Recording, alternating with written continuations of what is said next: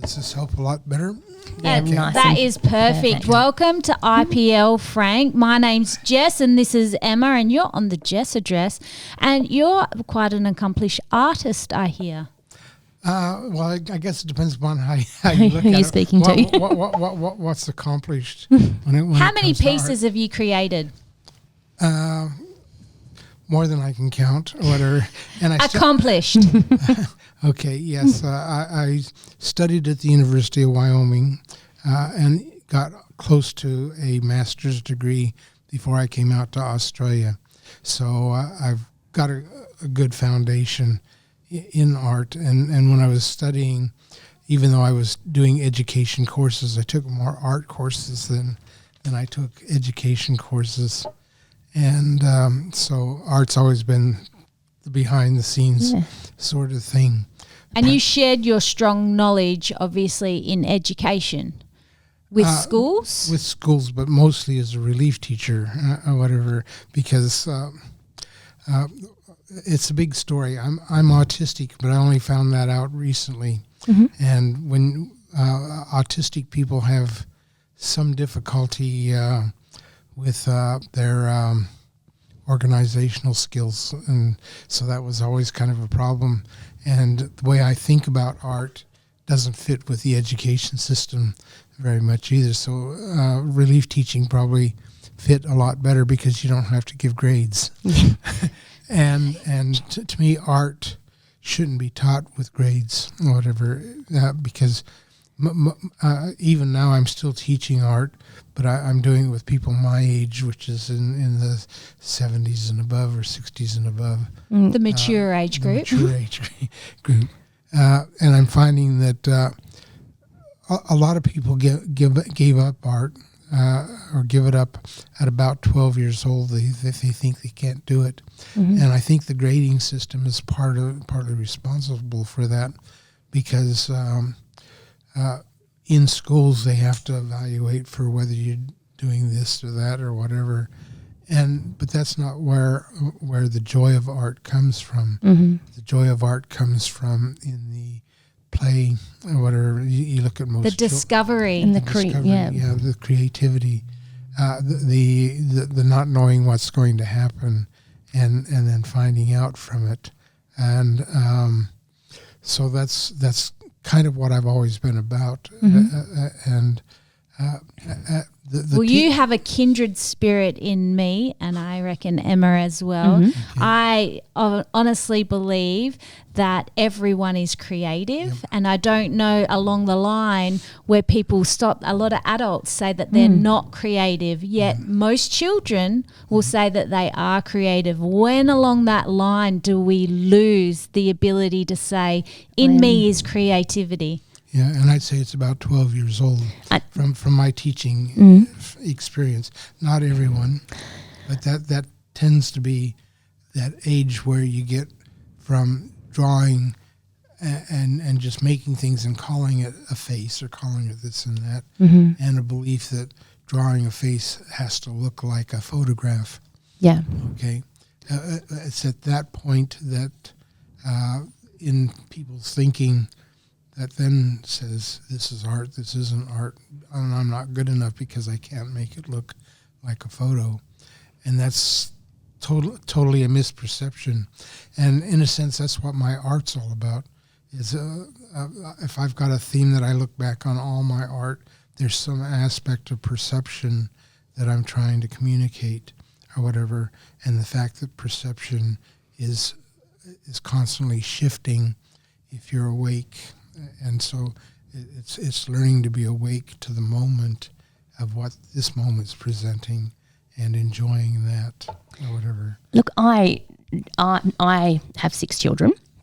And it's very interesting for me to hear you say that 12 is the time in which you see it disappear. And I'm not saying it's because I'm an amazing parent, even though I probably am. She says that a lot of people, anyone who listens, knows she tells everyone she's an amazing parent. But in my, reflecting on what you're saying, in my family, I see that my kids embrace their creativity. And I wonder, at that age of 12, I've got one who's an exceptional dancer and now is shifting that way and embracing and continually creating. I have two who are artists. My others aren't quite at that 12-year-old age yet, but I think, and musicians as well. So I think that's really interesting that you see people decline in that area, and maybe there's something, it makes me feel like maybe there's something I'm doing well if my children are still creating still, I'm claiming that. I'm a great parent, that they feel like they can be.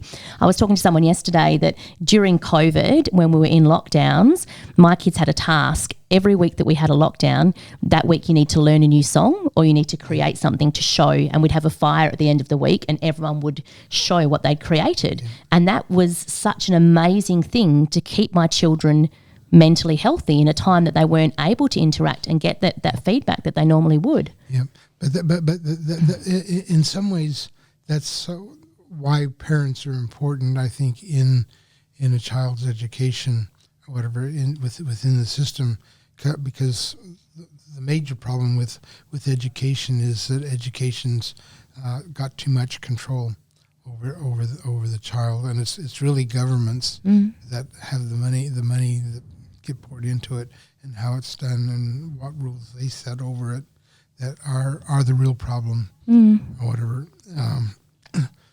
People are humans, but we lose that humanity.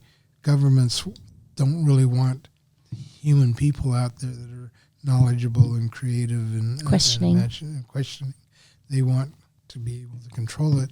And if you look at the bigger world at the moment and all the woke stuff and everything else, this isn't thinking people that are being developed out there. Well, parent-teach interviews, I actually had a teacher say to me, do you feel like your daughter's commitment over all of these extracurricular is impacting her academic performance?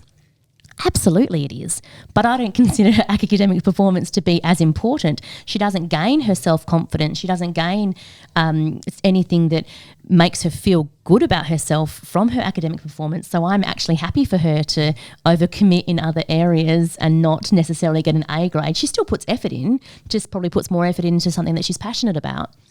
Yeah. And ultimately in the long run, it actually helps them.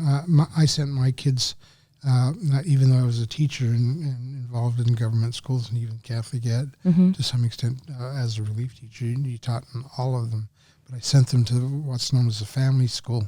It's Montessori now, but at the time when I sent them, it was a little bit more flexible than just strictly Montessori. But the whole emphasis there was to allow the child to choose what they were going to learn. And that seems crazy or whatever, but they all learned. And out of my three children, the youngest ended up being the ducks of her school, or whatever, at high school. They didn't have high school for the family school back when my kids, so they had to go back into the system.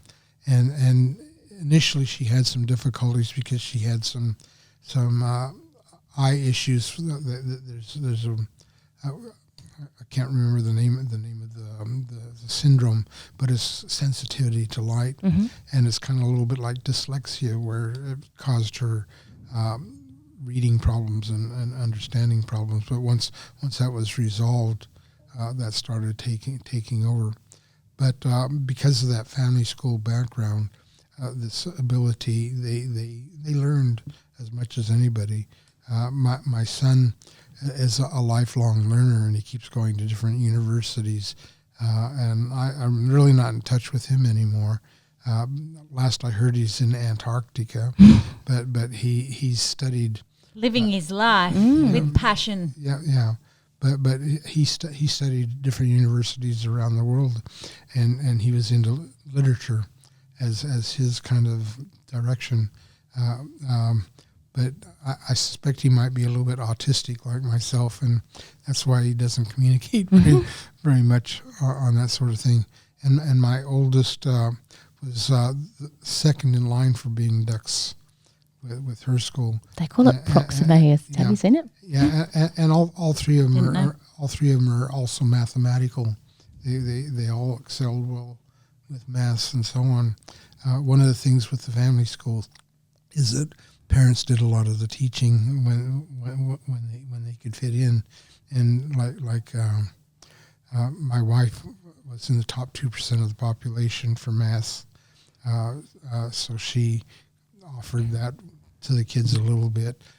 We had a senior master of mathematics from Kwinana Senior High School that would come in and do lessons, and another mother that's also a mathematician that would come in and offer. So maths would be kind of a background sort of thing, but it wasn't taught the way it was taught in schools. Yeah, mainstream. Yeah. And so those sorts of factors. And so we basically had two types of kids going to that school. Those that were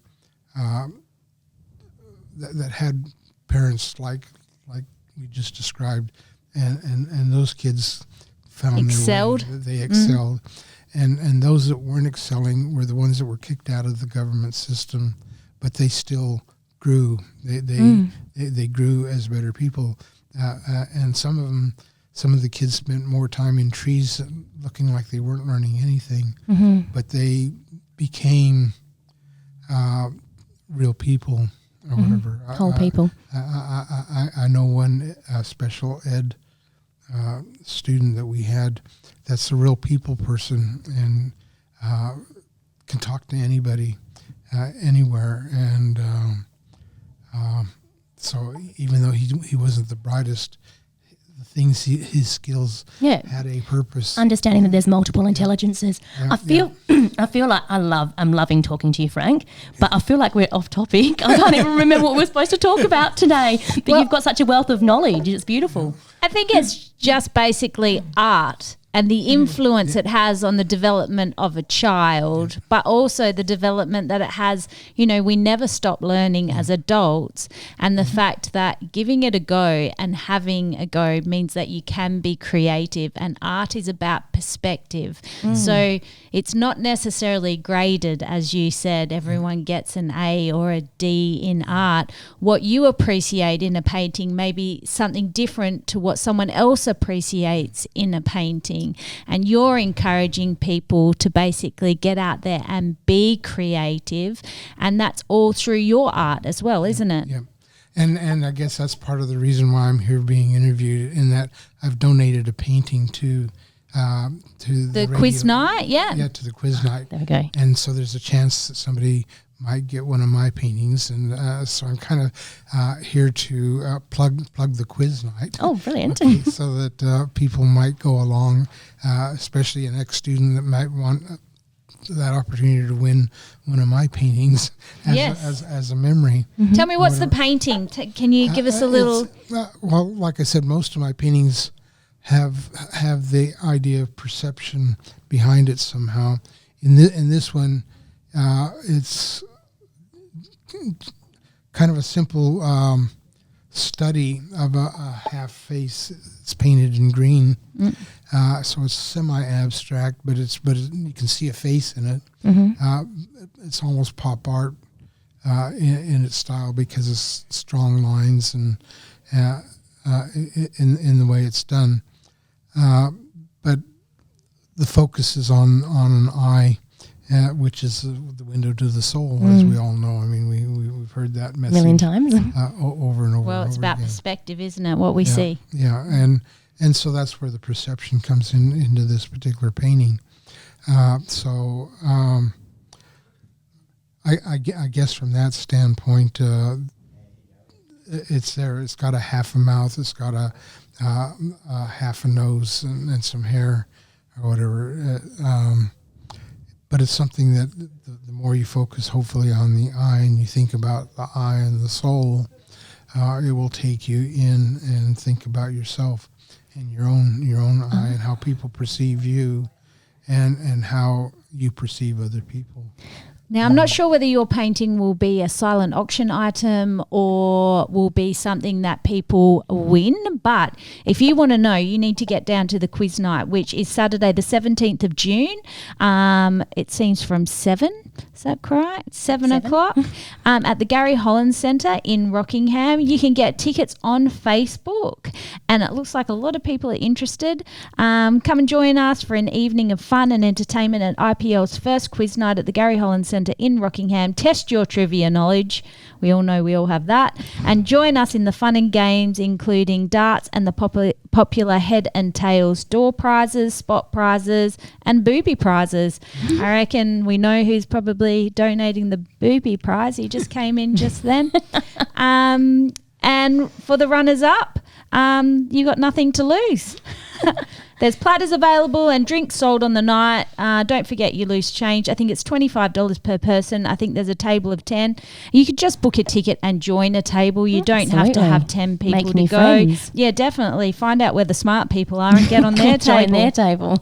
And the best thing is all proceeds of the quiz night go back to supporting this awesome radio station, which is IPL, and they support the mental health needs of lots of people. We are a family here, and you can come and join us at any time. Frank, thank you so much for coming and sharing. I love your perspective on art. As I said, you do have a kindred soul in me. I believe that what you're offering to the community and in the education system is exactly what young people need. Absolutely. Okay. Could I just add one other little thing? Absolutely. As motivation for trying to win the painting. Okay. And that is because of the sort of person, as an autistic person, I haven't marketed myself, and I've been a hoarder to some extent.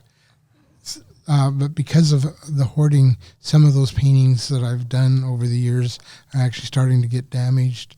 The one that I've donated is in pretty good shape still. It's a more recent one, but a lot of the older things are starting to get damaged. I'm probably a little bit like Vincent van Gogh in that I'm not known, okay? But I am a thinker. I'm in the top 2% of the population for abstract thinking. So there's something in my work that people that look at it from an art point of view, you might just be getting something that might be valuable for the future. Think of Vincent van Gogh and what his paintings became after he died, or whatever. I just had to check you had both your ears then, Frank. I did a little... Yeah, still both ears. Whatever.